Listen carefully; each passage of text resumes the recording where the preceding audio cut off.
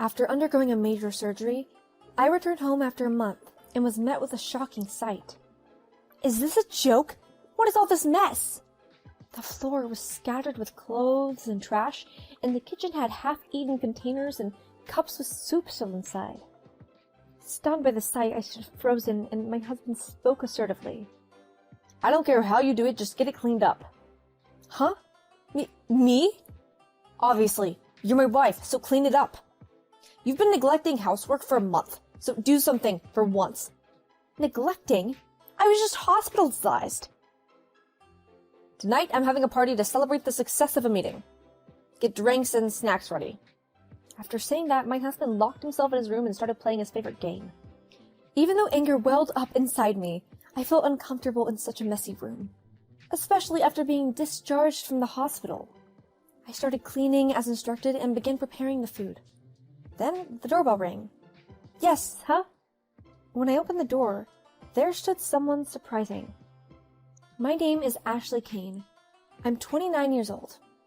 I studied childhood education in college and now work as a child care worker. I have always loved children and taken care of my relatives' children since I was very young. During my junior high school work experience at a nursery, I became convinced that this is what I wanted to do. Since then, I've made various efforts to pursue my dream of becoming a child care worker. After going through the selection process, I successfully landed a job at my top choice nursery. The director and my colleagues are all very wonderful people, and the work environment is great. When I got married 2 years ago, they even held a celebration party for me at the nursery. Generally, the field of childcare is known for its strict hierarchy, and rumors of marriages based on my position or status at work. So I was honestly worried, but this workplace turned out to be very welcoming and cozy. I want to continue to do this work. I felt that way from the bottom of my heart. However, there are people who don't like or enjoy their work. And that person was my husband, Tyler. I met Tyler about 3 years ago. I met him at a mixer and I was invited by a friend. Tyler was very kind to me, and I did not have much romantic experience at the time. He would quickly get me a drink when mine was empty and find common topics to discuss, making our conversations lively and enjoyable. Being treated so kindly by the opposite sex was a first for me. We exchanged contact information and eventually started meeting up as two. Drawn to his kindness and assertive nature, I quickly developed feelings for Tyler. After a year of dating, he proposed to me. I had no reason to refuse, so I accepted the marriage proposal without hesitation. The first year or so of our marriage was peaceful and happy. However, around the second year, things started to change. His attitude towards me gradually shifted. The first red flag was his increased aggression towards me. We both worked, so we had to share the household chores. I took care of the cooking and laundry while he handled the cleaning. But gradually he stopped fulfilling his part. Hey, Tyler, you didn't clean during the last week's day off, did you? There's quite a bit of dust piling up. While folding the laundry, I casually mentioned this. Then he glared at me and suddenly raised his voice. I'm tired from work, so why do you say such offensive things? Can't you be a bit more considerate? Huh? But both of us work on weekdays, right? We're a working couple. Let's share the housework. No. Don't compare me to you, Ashley.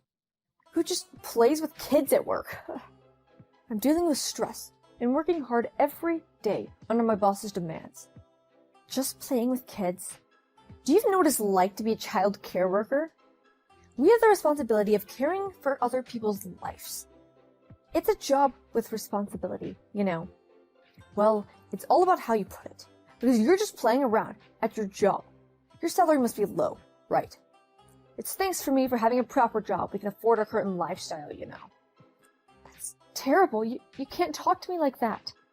Saying that, I bit my lip tightly. As my husband said, it's true being a child care worker doesn't pay much. It's clear he earns more. However, I don't want the value of my job to be determined solely by my salary. I take pride in being a child care worker and in this job. However, if I were to clearly express that, I'd probably be ridiculed to the end. I could see that coming, so I decided to stop saying anything further. After that day, my relationship with my husband gradually deteriorated. Before I knew it, I was always being looked down upon by him. We used to go out together on weekends, but that doesn't even happen anymore. Casual conversations between us as a couple decreased, and being in the same space with him was so painful. The once happy married life had gradually turned into something suffocating. One day while at work at the nursery, I ended up accompanying a colleague on a class walk.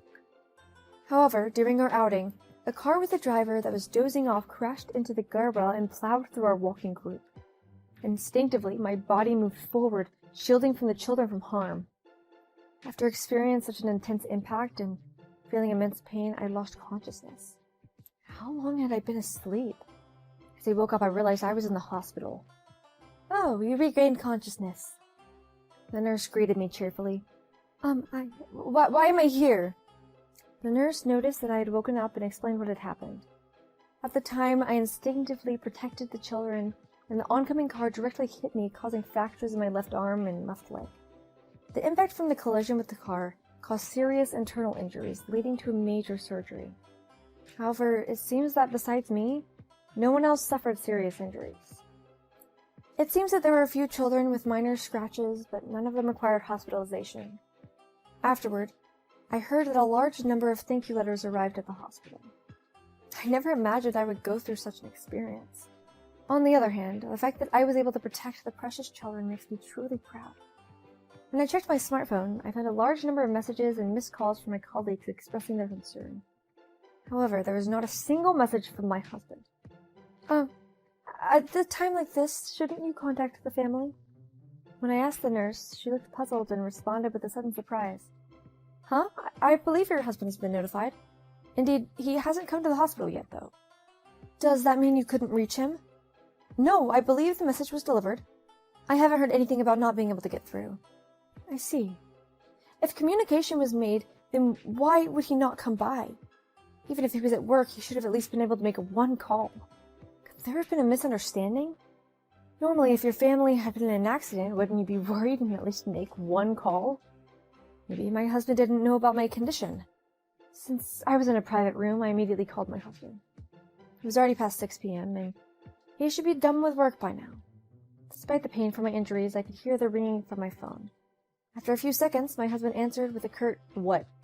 and I promptly began to explain the situation. Tyler, it's me. Where are you right now?" "Where am I? I'm done with work and I'm on my way home." "I see.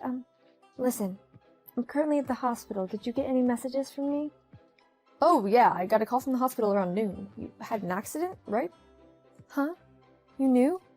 "Yeah, they called me, but they said it wasn't life-threatening and that you were going to have surgery, so I figured it's not a big deal." "Well, why do you say it like that?" I want to blame my husband, but the words got stuck in my throat, but I can't say anything more. Before I knew it, tears were streaming down my face. Why? Why is he acting like it's someone else's problem? Even though it's his own wife, who just had an accident, why is he nonchalant about it? As I fell silent, my husband let out a small sigh, and his tone became clearly annoyed. "Huh? Wait, let me get this straight. Did you contact me to let me know you're in the hospital? Seriously, you're such an attention seeker." "That was not my intention. I was just worried if you knew about the accident." "I told you I got the message, didn't I? I heard you had fractures and would be hospitalized for a while, so since you're already at the hospital, there's no need for me to come, right?" "Wait, you won't want to come see me?" "I'm busy too, you know. Besides, we're talking on the phone right now, so it can't be that serious. You're just being overdramatic. Is that all? I'm tired." "Hey, wait, Tyler, hold on a sec." As I called out my husband's name, the call ended abruptly. Only the sound of my phone ringing echoed, and at this point my tears had already stopped. All that remained within me was a sense of resignation. Any anger towards my husband had vanished completely. My family was far away, and there was no way for them to bring me my belongings, so I had to buy everything I needed at the hospital store. During my hospital stay, my husband never visited me even once. And now it's the day of my discharge. I couldn't carry all the belongings I had bought from the store alone, so I decided to take a taxi back home. I had informed my husband about my discharge date, but of course there was no response. It's Saturday today, so my husband should be off work at home. Feeling heavy-hearted, I arrived at the door and inserted my key into the door. "I'm back," I called out to him, but he didn't respond at all. With my belongings still in hand, I walked through the hallway and headed to the living room. As I opened the living room door, I was met by a sight that made me widen my eyes in disbelief. This can't be true. What is all of this? The floor was scattered with clothes and trash, and the kitchen had half-eaten containers and cups with soup still inside. In shock, I stood frozen, and my husband emerged from his room. As soon as he saw me, he smirked as if he was mocking me. "Oh, you finally came back. How was your 1-month vacation at the hospital?" "What are you talking about? Do you really understand what I went through?" "You had an accident during a walk, right? Wow, Ashley, you're so unlucky." "It's not about luck or anything like that. You could at least say a word of concern." Okay, I got it. You're safe, right? That's good enough." After showing dismissive reactions, my husband deeply sank into the sofa and pointed at me, saying, "Anyway, enough already. Just finish cleaning up quickly." "Huh? Me? Of course, you're my wife, right? You've been slacking off on the household chores for a whole month now, so do something for once." "Slacking off? I was in the hospital." "Whatever, it doesn't matter. Tonight, I'm having a celebratory party. Get some drinks and snacks ready." "A celebratory party?" As I stood up in the daze, my husband explained, "I'm inviting people over to make sure we do it properly," and he locked himself in his room to play games. Even though anger welled up inside of me, being in such a messy room made me feel uncomfortable, as I had just been discharged from the hospital. I cleaned and tidied up the entire room as instructed. Despite the lingering pain all over my body, I managed to put up the chaotic room back in order. Since my husband mentioned inviting people, there must be someone coming over tonight. I have no idea who it could be, but if I do as I told, he'll probably get angry. And that would be undoubtedly led to more trouble later on. To prevent that from happening, I have a choice but to endure it here. I swallowed my anger and headed out for some shopping today, suppressing the pain with my body. After returning home, I continued with the preparations and cooking. Since I don't know who's coming over or how many people, I have to prepare it for a considerable amount. After finishing the plating and arranging the glasses and small plates for alcohol, the intercom rang. "Hey, could you come out right now for a moment? I can't use my hands right now." I called out to my husband, who was in the room, but there was no answer. With a sigh, I hurried towards the entrance with the door with my arm, which didn't move smoothly. "Yes, huh?" As I opened the door, there stood Tyler's parents. "Dad, Mom, it's been a while. Please come in. I'll get the slippers for you." With my arm still wrapped up in bandages, I fetched the slippers and invited them inside. On the other hand, they looked at me with surprised expressions. Is something the matter?" As inquired, Tyler's parents seemed to be taken aback for a moment, then exchanged solemn glances. Eventually, Tyler's father spoke. "Ashley, what happened to your arm and leg?" "Oh, these. I had an accident at work about a month ago. I've been hospitalized for the past month, and finally my discharge day was today." "What? Discharge today? And yet you invited us?"